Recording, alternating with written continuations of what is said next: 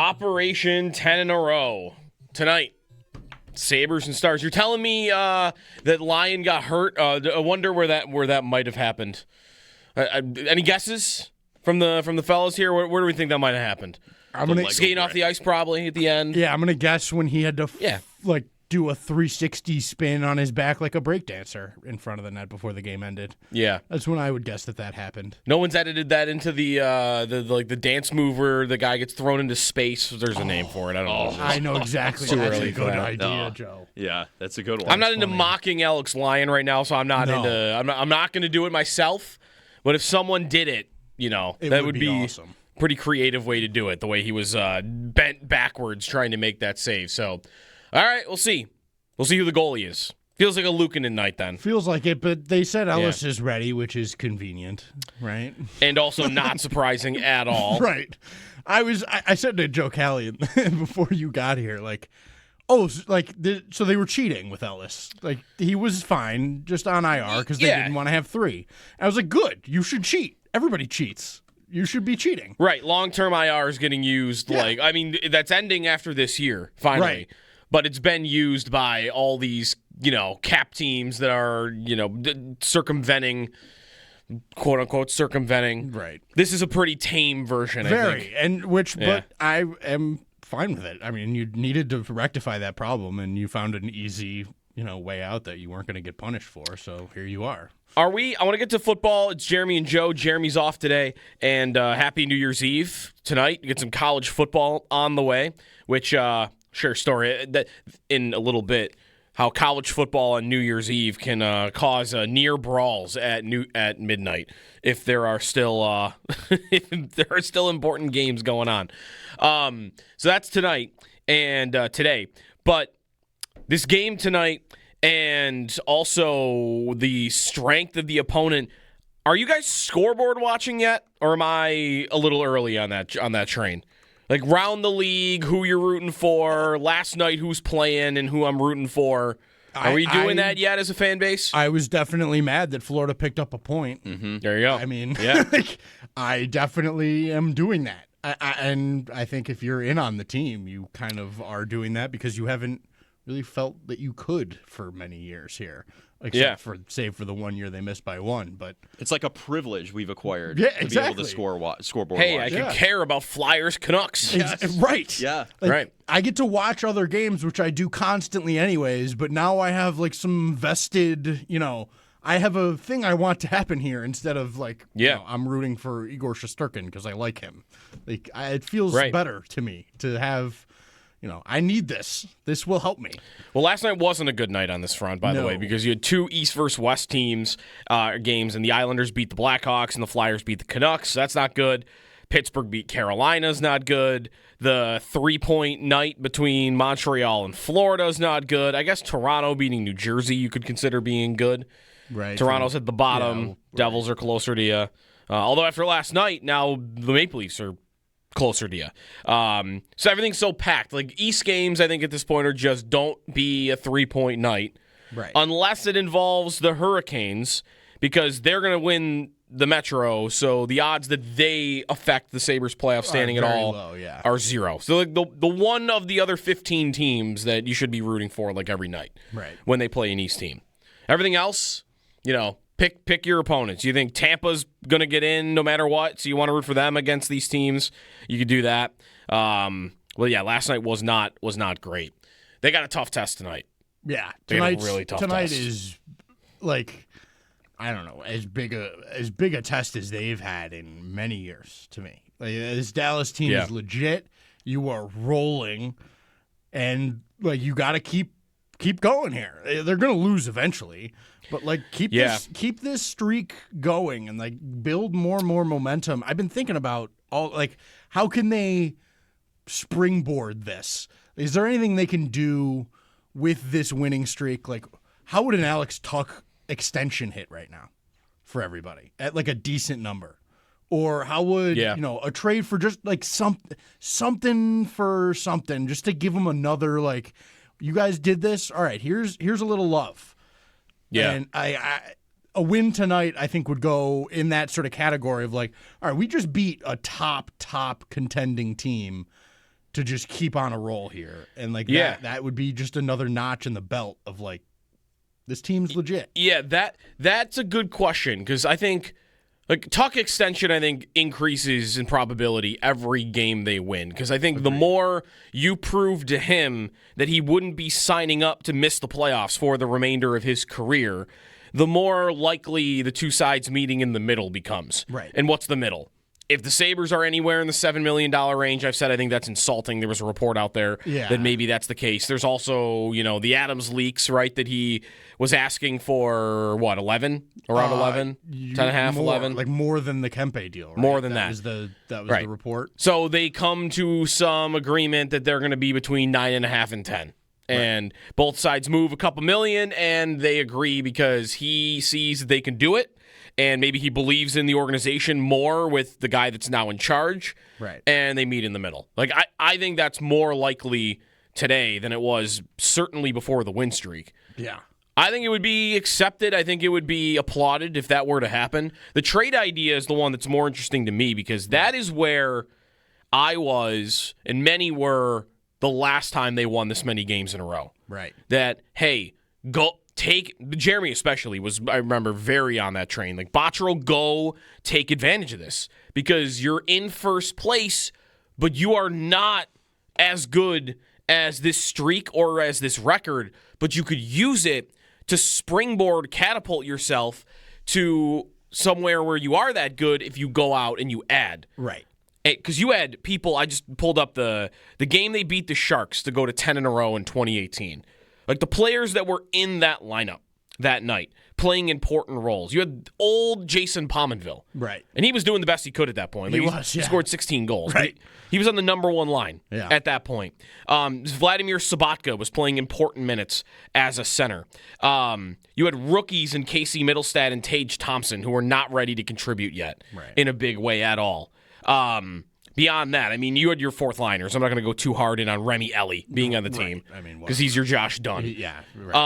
Nathan Beaulieu and Zach Bogosian are playing big minutes on that team, and Casey Nelson is playing big minutes.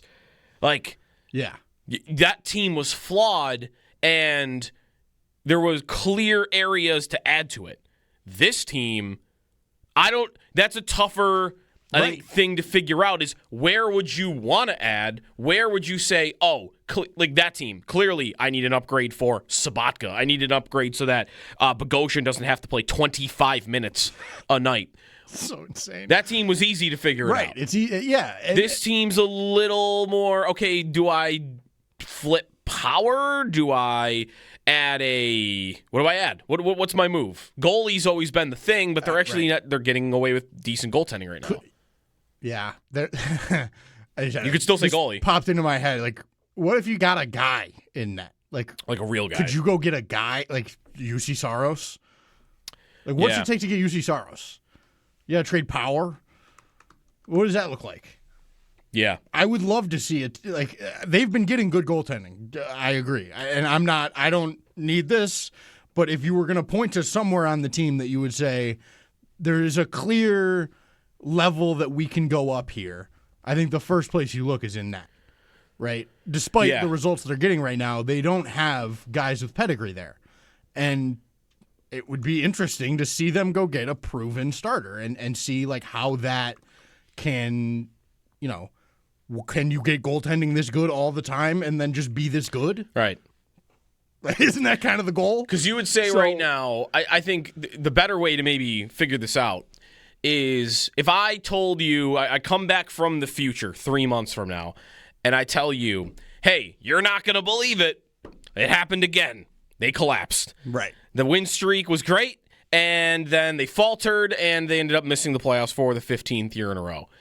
I come back in time and tell you that's happened. What's your first guess as to why it happened? It's goaltender. 100%. Yeah. That's the first thought. I think it has to be.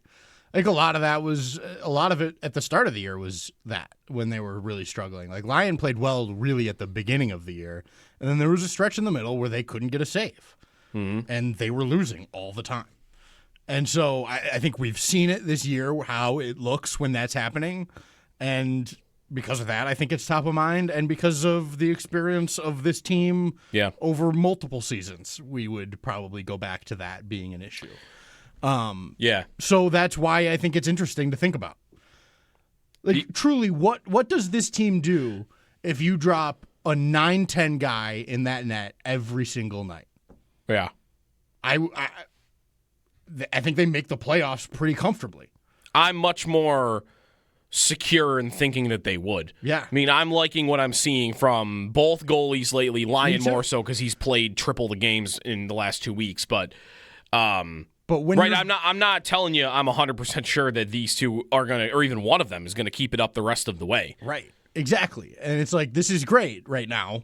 Yeah, but we've also seen already from both guys, and I mean all three if you want to put Ellis in there, what they can have all struggled already this year at times. Yeah. Probably Ellis the least, and he's a rookie.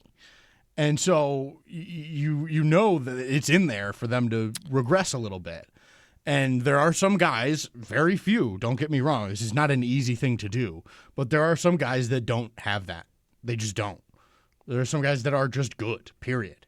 Yeah. And like that's, the holy grail in that league is to find one of those guys for you, but if you can do it, you should do it. Yeah, the Sabres are 11th in the NHL in save percentage, by the way, on the season as a whole. And as you mentioned, that comes with a middle ground that wasn't the best. Right. And they're still 11th, which, man, I would have taken every day of the week before the season 100%, started. 100%. The only other thing that you could do if you're looking to make your mark on the team, new GM, and all right, let's go for it a little bit here because we are in position to do so. Like, you'd have to get creative with it. It would be more of a – because the lineup is deep. Right. I'm not just plugging in a top six winger easily to this lineup. We already are trying to figure out where to put Jason Zucker when he comes back in, which could be tonight, by the way. Yeah. Like, where does he go? So I look at it and say, all right, that means I can get better at these positions, but I'm not just going to add to them. But you've talking gotta like be able to identify what a player that will be an upgrade, not just a player that can play. Like, I'm trading Jack Quinn along with other stuff, and I'm getting a 30-goal scorer. Right. Like, that's the move. And the problem with that kind of stuff right now is look at the trades that have been made the last few weeks. Like, that Chinnikov deal is big. Igor Chinnikov, like, I don't know, how many of you out there know who Igor Chinnikov is? Columbus. Probably not many. So he's good, but he's not like a name. And he got traded for a second, Danton Heinen, and a third. Mm. That's a lot of stuff for a guy. So, like, it's not exactly a buyer's market right now where you can just go out and acquire a good player for a cheap price. Like, you're going to have to go, fork something over. That's the thing that I think would make that's part of a move that would make your stamp on a team is the big move where, okay, like, again, like, trying to figure out who that player isn't the easiest because who's available at this time of year. You really got to look at teams that are very disappointed in the season they're having and are maybe close to blowing it up. Right. What about the team the Sabres just played? The Blues. You want to poach Jordan Kyrou off their roster? Robert Thomas. We can start getting into the no trade clause conversations and whatnot. But, yeah, like one of those guys, those are 30. Kyrou scored 30 goals 3 years in a row. You want to go flip Quinn in a first-round pick and go get him? Like, that's your, I'm going after it because I've won 9 in a row and I think this team should make the playoffs this year and I am not going to sit idly by and watch it regress. Yeah. You might not think it's going to regress. Right. But and I'm not sure that that's the right move for them, especially with how much I think, Jarmo came in and talked about sustainability and not, mortgaging the future to make it this year. I think really talking about Tuck in that way. But I think that applies here, where you're not going to do something crazy to add a guy that doesn't make sense. So, like, that also narrows this, list down a little bit to, like, what can we do that's also going to be good for a while? A lot of teams that make a deal like this are looking for a guy that's going to be good for the year. Yep. And that is not where this team is right now. They are at, if we're going to do something like this, like we're talking about, which, again, might not be necessary or needed or wanted even in the room, you have to understand what your priorities are when you're doing that. And I think the nice thing is now I think everybody knows we got a GM in place that I think everybody trusts to make that decision. And that's a good feeling. Yeah, definitely. I was just looking up some of the trade bait list from ESPN's Greg Wyshynski from the last couple of weeks. Like players that could be moved in on the shocking tier. There's Kyrou sitting there. There's Artemi Panarin, Elias Pettersson.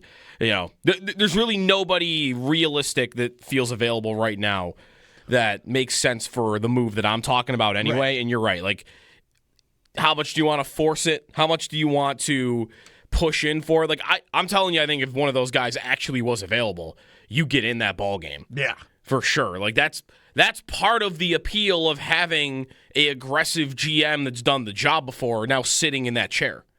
He's going to make that call. Is when that guy becomes available, I can now really believe that my team is going to push for that. Right. And actually maybe even pull it off and do it. Exactly. Whereas before, just no chance. Right.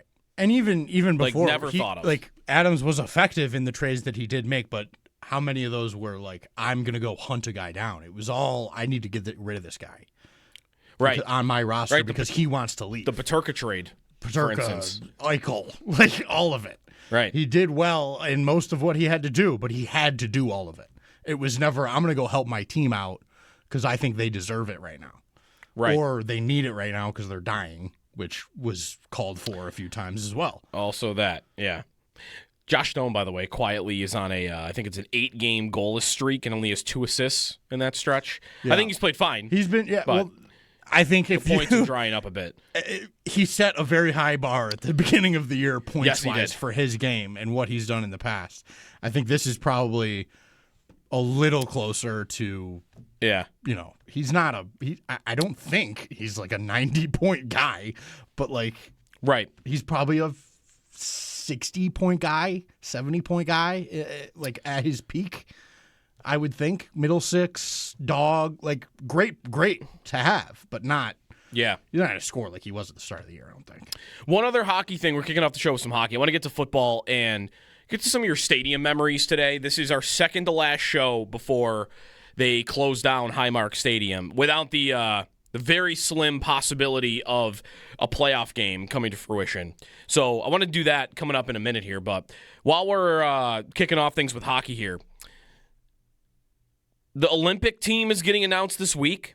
I listened to Michael Russo, who is as dialed in on the Team USA roster decisions as anybody in the media. He covers the Wild, and Wild GM Bill Guerin is the GM of Team USA. And he went on with Elliot Friedman on 32 Thoughts either yesterday or the day before. And if you're wondering about Tage for Team USA, again, I would trust Russo to know how that decision-making process is going this week. And they were going through the list of shoo-ins for Team USA. And they got to the usuals that you'd expect, like Matthews, and even though Matthews hasn't had a great year, Matthews, Eichel, both Kachucks on the team, Kyle Connor, a couple others. And he mentioned Tage and said, I think it's a done deal he's on the team. That even though maybe he's not having the best start to the year, which I think is fair, right? Like, he's been fine. He's been good. But he's not on his, 47-goal pace that he was, nearing last year and in 2 years before that. But that they really valued. Like, I think he made the team the moment he went to the World Championships and did what he did. So I think he's on the team. There was no mention of Alex Tuch anywhere.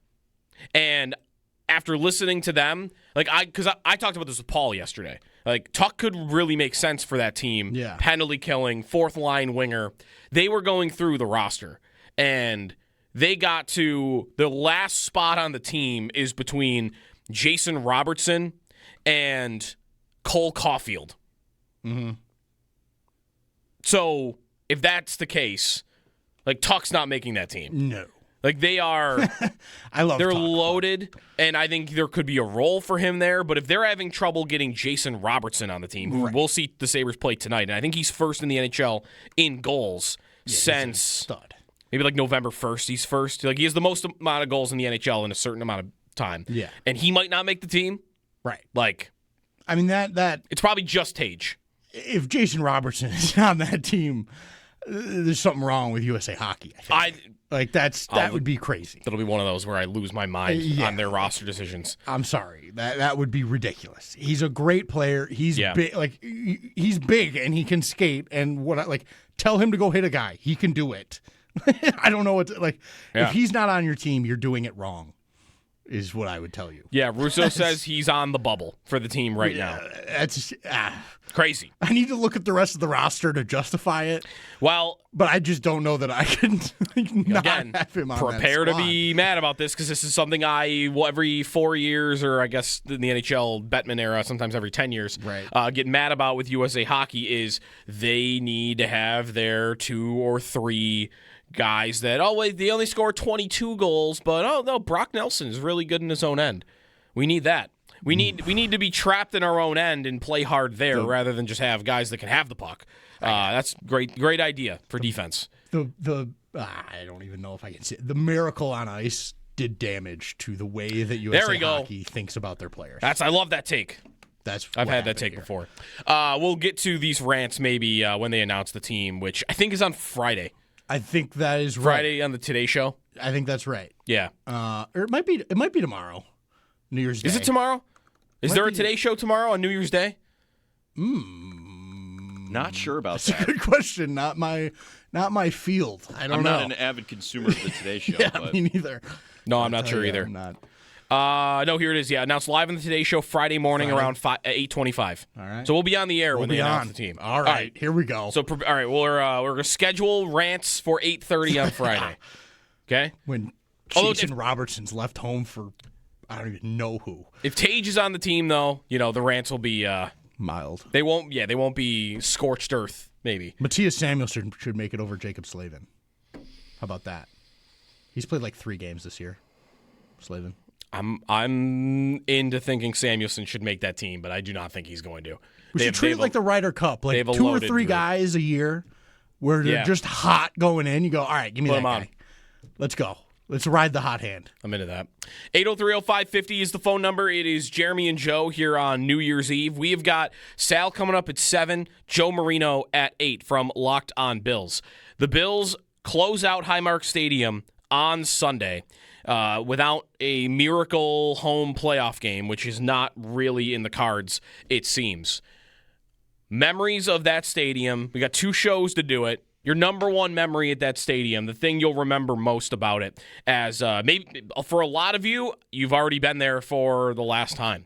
So let us know your thoughts. And comparing Jacksonville and New England, really went deeper into that yesterday, looking at the two teams the Bills are most likely to play in round 1 of the playoffs.